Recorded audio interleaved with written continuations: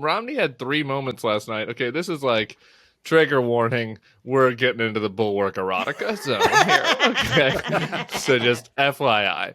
But like Mitt Romney first goes in, he sees George Santos, and unlike I think a weaker man that would just kind of roll your eyes and walk by, he confronts him, and he's like, "You ought to be embarrassed. You shouldn't be here.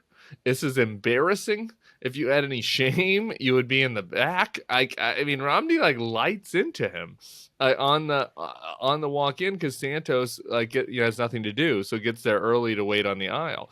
Then afterwards, there's this scrum of people. They're asking Romney why, did you tell him that he ought to be embarrassed and that he shouldn't be here? And he's like, yeah, he shouldn't be here. It's like, to exaggerate is to say you had an A when you had an A minus, which is the best Mormon example ever, like high achieving Mormon, like lie that you could think of.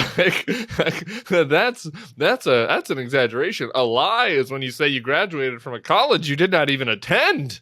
It's like, you're putting shame on the house. Like, what do you, you should be in the very back. What kind of message are you sending to the children? I mean, just savage Romney on the way out. And then he goes back to his office and tapes like an off-the-cuff response to Biden that's like, I just want to start by saying appreciated what Biden said about Ukraine.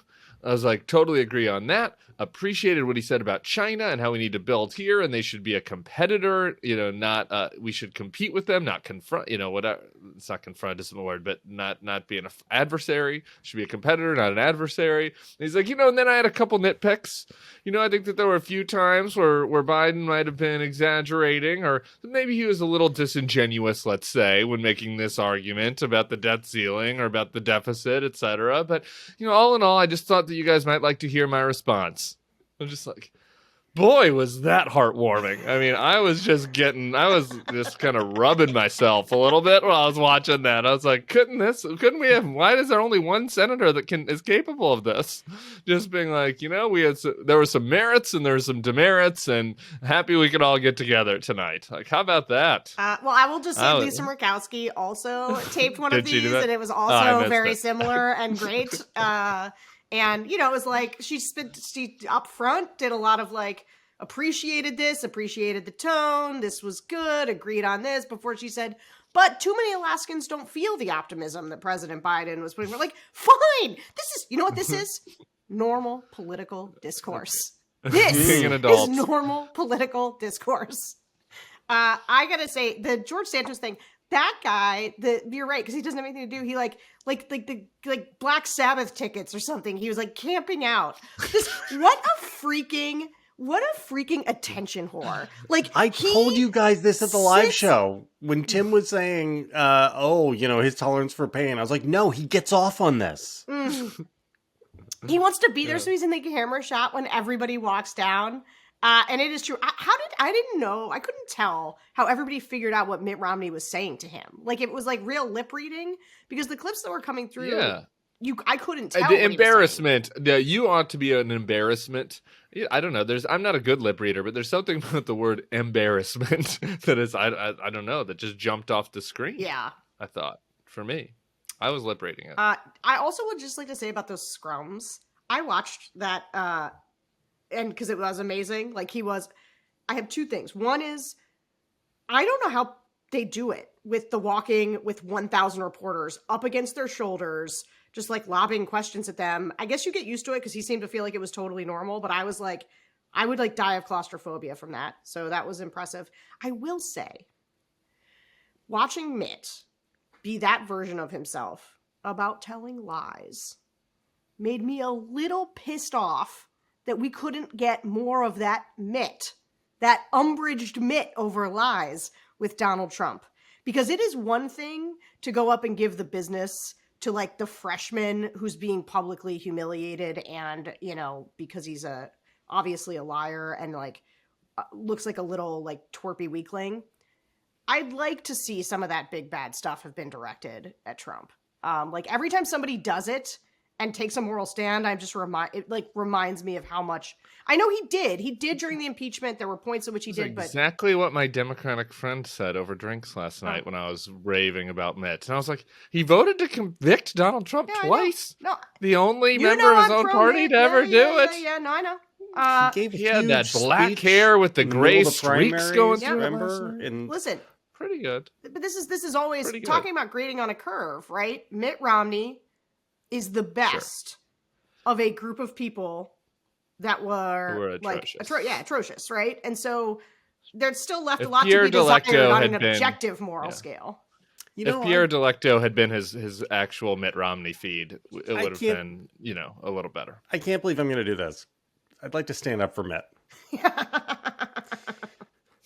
So we talked last week. I was just talking about Mitt Romney erotica. What more standing up do we need? But okay, go ahead. Last week we talked about the desire to change things from within, and in the early days, I meant we as a group. And in the early days of the Trump administration, it was not crazy. It was not crazy. It wasn't my preferred pathway. I didn't think it was likely to work out, but it was not crazy to think that it was important to get responsible grown-ups into the administration, and that maybe that would, yes, the risk was it would legitimize and normalize Trump, but the potential upside is it might save the republic, right? And do you guys remember that photo of Romney and Trump having dinner at Trump Tower? Frog legs. That is, to me, almost like one of those seance-y type photos from the 1880s or something, where the camera is actually showing you the supernatural world, because the way Trump is lit, he looks like Satan, and he has this shit-eating grin, and Romney is looking at the camera and he looks like a man who has just sold his soul. Yes. And yet, again, I ultimately think that was an incorrect judgment, but it's not an outrageous judgment. And I understand that I think Romney was working hard on an angle that didn't pay off. Oh my God. Necessarily.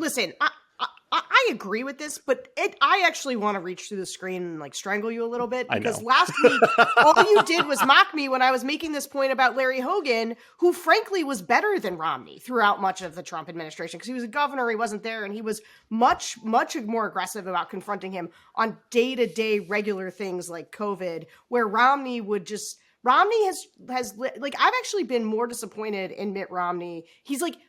Mitt Romney's always risen to the important moments, I think.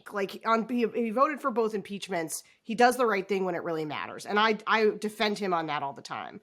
But with Trump, that was never enough. And it's been this post-insurrection part where everybody was he obviously, Trump's unfit. He's not going to run it. Doesn't want him to run again. Mitt Romney says that clearly.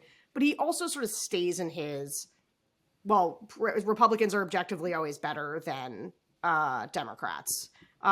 In a way that is tribal and seems too important to be on the team.